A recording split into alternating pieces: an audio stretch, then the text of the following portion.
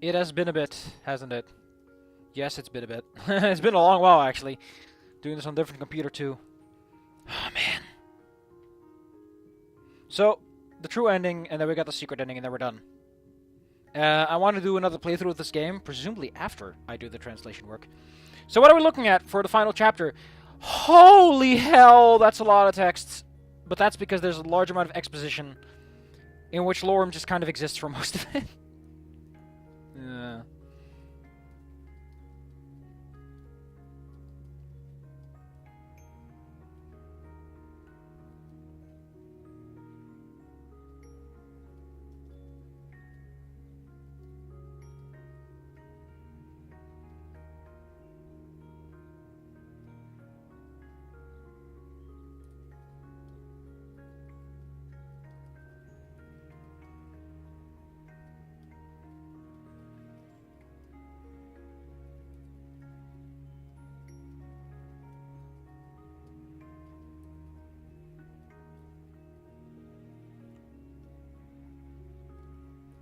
So, I don't know what to say, but, you know, we're back in translation.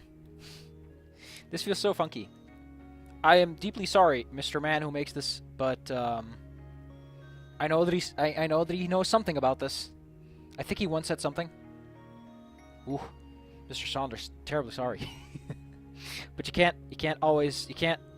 you know, not a lot of options. I don't think you have any options throughout all this. There's just the chapter name.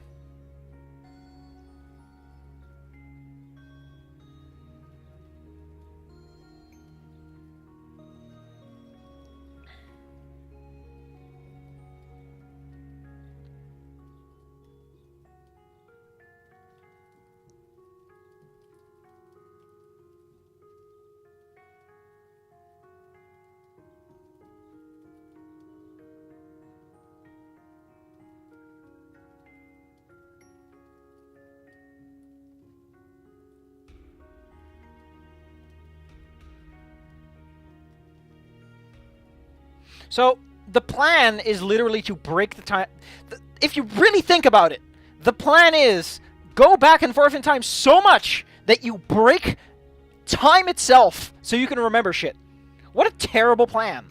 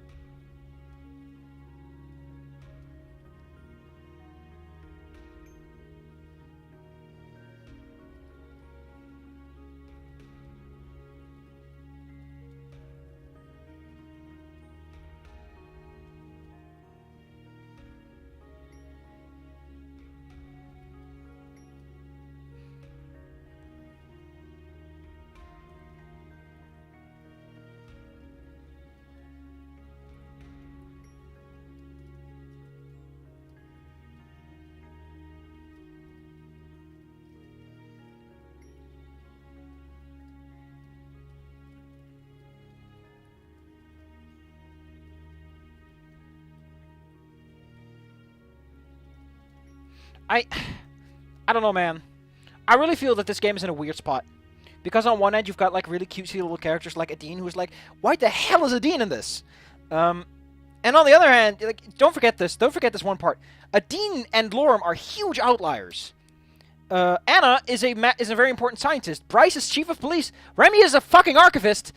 And then we have guy who does postal delivery and wants to make a video game, and person who does deliveries for a restaurant.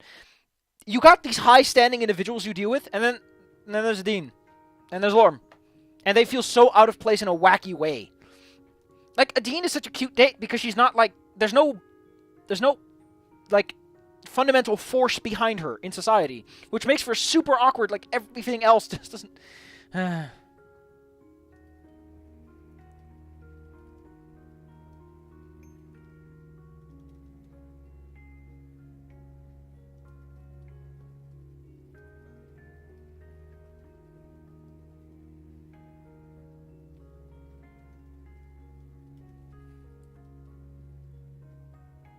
Oh my god, is Bryce actually Como? Because he goes something Como does a lot.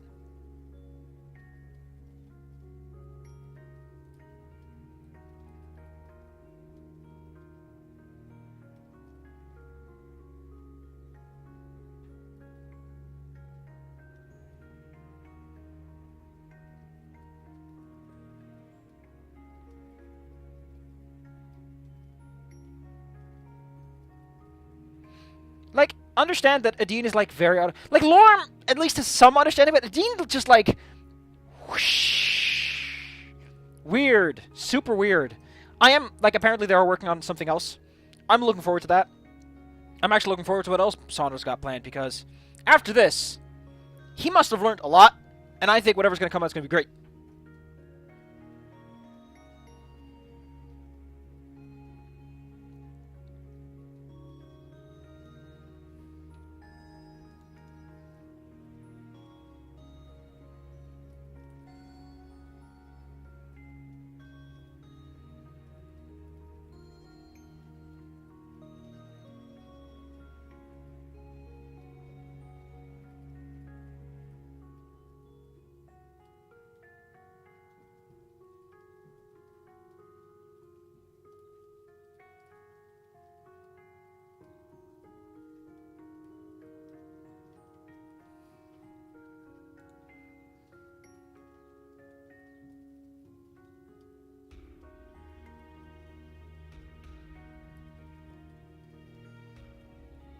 I mean, to be fair, that's just called common sense and thinking ahead.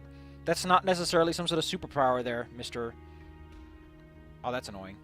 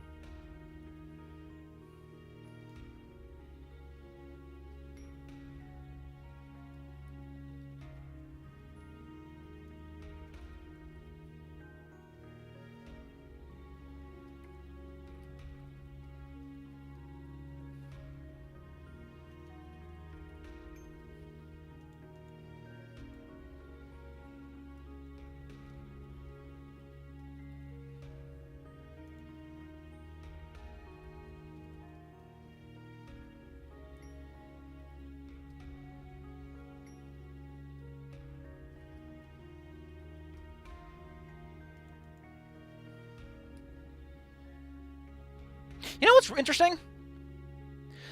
Bryce, Lorm, and Adine are the only characters that die off screen. Like, you never get to really see... Like, Lorm and Adine might actually be alive.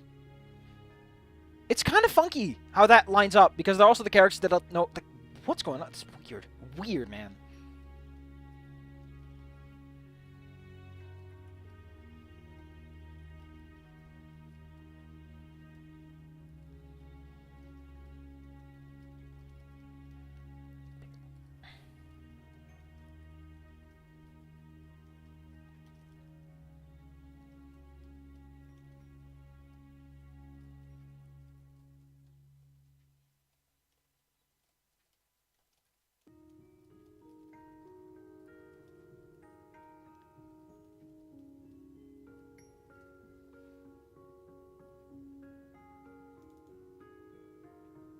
What does that mean? Lorm only confirms our theories. Oh, that's probably a footnote. Oh god, there's a whole part where he tries to make the slow text work, and it just fucking flunks. It's hilarious. We'll get to that. It's gonna be great.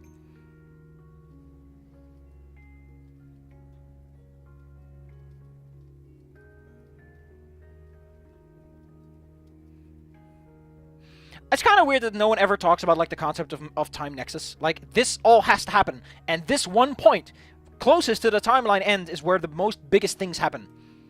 You know, like, no one ever really has a discussion about that or has a theory about that. Like, okay, well, the closer you get to the point of time travel, the more you can change it, because the less the change matters. You know, that kind of stuff.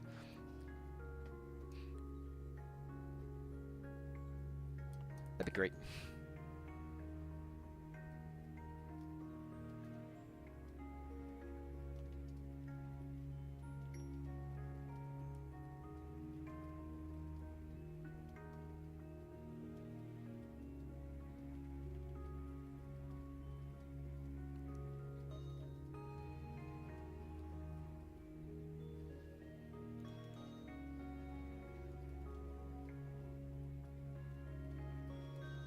So, why does your character do this? Because, again, a Dean kind of is an outlier, as is Lorm. Especially fucking Lorm. What is Lorm gonna do? Like, the thing I get is that someone points out, like, why don't you just call the cops? It's interesting that Remy's the one to say, but yeah, what's...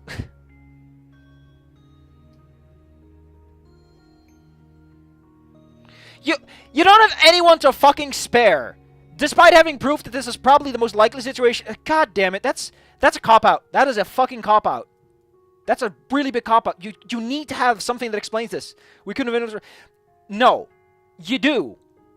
You could literally get every fucking dragon to come and dogpile him if you need to. There's no reason. Like, not the reinforcements yet. That part I can get. But you still have some people on the staff, right? Like, you could still get everyone involved. Like, I don't know, you probably have, like, Neighborhood Watch who might be interested in helping. Like, is it really that small a police station? Because that's impressive. Like, it doesn't ever establish, like, this is how small the police station is. It never establishes, this is how little dragons need police. Like, this is such a small town with such a small police force, we don't have anyone. We're literally it. I think it established it at one point, but it never drives it home enough that at this point you're like, wait, why don't you just call the cops? I mean, you do it another time.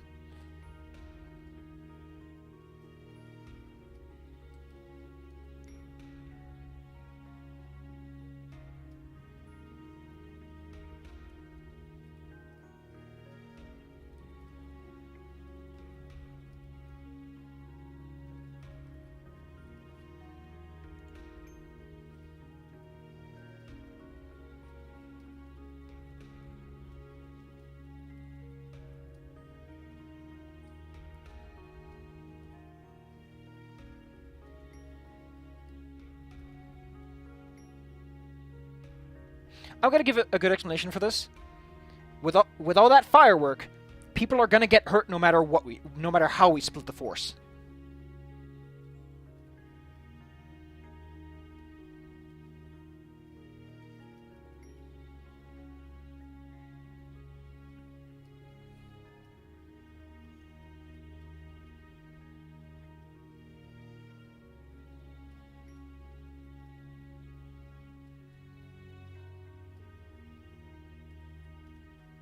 Like, it's a bit more understandable. It's like, listen, it doesn't matter how we split the force. People are going to get hurt. We're going to need some outside force to help maintain the situation.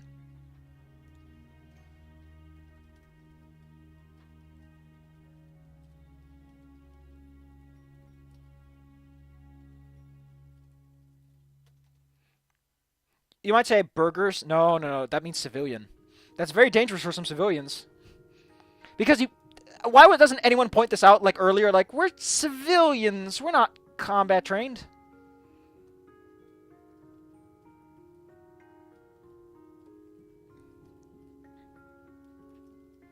No, that's wrong.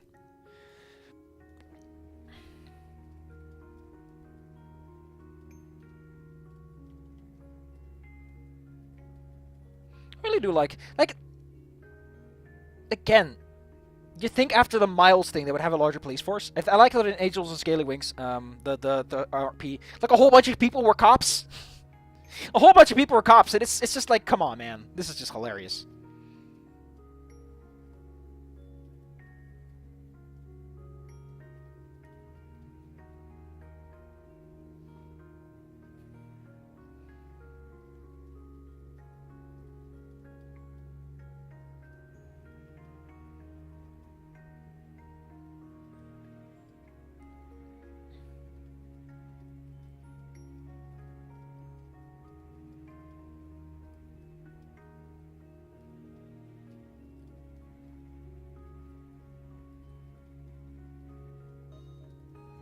I like how this is the time where they do it.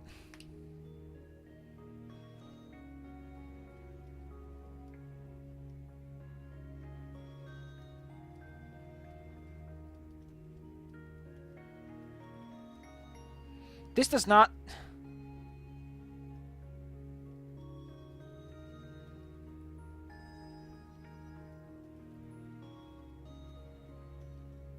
Like, don't forget this, like, no one gets anything out of this but Anna. Anna's the only person who gets something real out of this.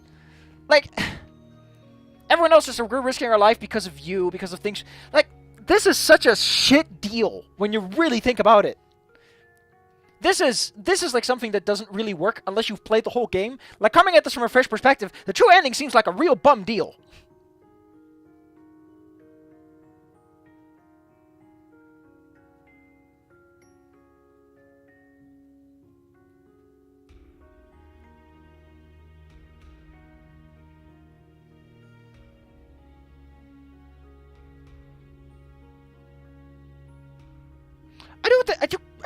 Here's the thing that I want to know, though. This is the thing I want to know most about Angels of Scaly Wings 2. I want to know where this is going to go. What is the sequel going to be about? Like, the biggest mother flipping question is, where does the sequel take off? Is it a prequel? Is it going to take off after Rez is arrested? Is it going to pick any arbitrary ending? Like, I just want to know where it's going to move on from. Because where the second game goes off is a massive question that has so many things attached to it. It's one of those situations where no matter what you pick, it's going to be troublesome. You're going to have a lot of explaining to do, and you're going to have to explain it in a fashion while remembering not everyone played the first game and might not give a shit. Here's the best way to do it. One of the characters, I'm just saying Adine might be the best one for this one, because Adine is the most likely to talk. Like, you could pick anyone. You could be like Bryce. This is my crowning. Like, you could just have the characters be like, it was a crowning moment in my career, arresting him. It was kind of funky. Like, it was all this weird time travel stuff I don't understand. Anna would be like, haha, it was all time travel planned. She'd make a big deal out of it. Like, she'd be like, ho, ha, ho, and then I discovered a cure for cancer. Lorm, if he ever shows up, I don't know how that works. If Lorm shows up, he'd just be like, oh man, it was the most exciting day of my life, but geez, I'd never do it again. Adine would be like, man, I did something good that day, and I feel really good about myself. And Remy would be like, man, Jesus fuck, oh, holy crap, damn it. Like, he'd just be swearing his whole way through.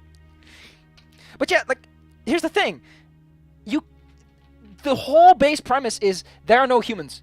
Reza exists and Izumi exists, but they're over there, and over there takes care of itself. But that doesn't work. If you're taking any ending, you have to involve humans. And odds are, you're going to have to talk about the protagonist and show them in some way, or have them established in some way. You can't weasel your way out of that one. That's the big thing with the sequel, is if it's a sequel, you're going to have to explain. If it's a prequel, what the fuck is the prequel about? Like, what can you make the prequel about? Because the main cruxical event that changes everything is the main game. So making a sequel is a huge problem. Oh man, I should ask that one person how they're doing with their thing. Because there was a dude who was like making a story of their own that was kind of like this, and I don't know if you can find it in my friends list. Oh boy. I don't even know if I should ask, because it's been so long. It just feels weird.